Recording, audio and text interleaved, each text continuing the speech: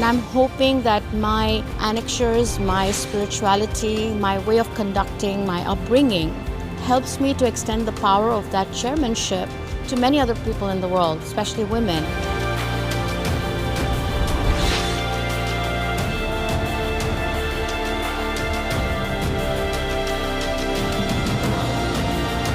My vision for the company was I want to work with very niche class and very elites and VVIPs and governments and of course private family offices.